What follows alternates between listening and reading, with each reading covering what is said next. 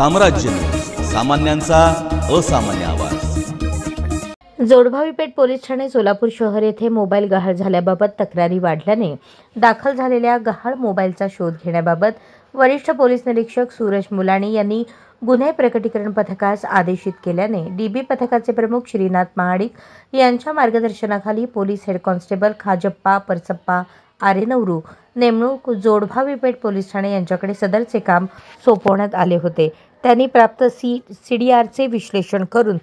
सन 2023, 2024, 2025 मधील गहाळ झालेल्यांपैकी 31 विविध कंपन्यांचे अँड्रॉइड मोबाईल ज्याची किंमत 6,85,000 रुपये आहे, हे मोबाईल सोलापूर शहर, परजिल्हा आणि परराज्यातून हस्तगत केले आहेत। सदरची कामगिरी पोलीस आयुक्त एम राजकुमार, पोलीस उपायुक्त परिमंडळ विजय कबाडे, सहाय्यक पोलीस आयुक्त विभाग 1 प्रताप पोमण, वरिष्ठ पोलीस निरीक्षक सूरज मुलाणी, निरीक्षक शबनम शेख यांच्या मार्गदर्शनाखाली जोडभावी पेठ पोलीस स्टेशन गुन्हे प्रकटीकरण पथकाचे प्रमुख सहाय्यक पोलीस निरीक्षक Shrinath Mahadik, police head constable Khajappa आरेनवरू,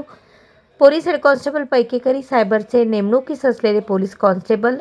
Arjun Gaikwad, police head constable Prakash Gaikwad यांनी पार पाडली आहे, अशी माहिती पोलीस आयुक्तांनी दिली।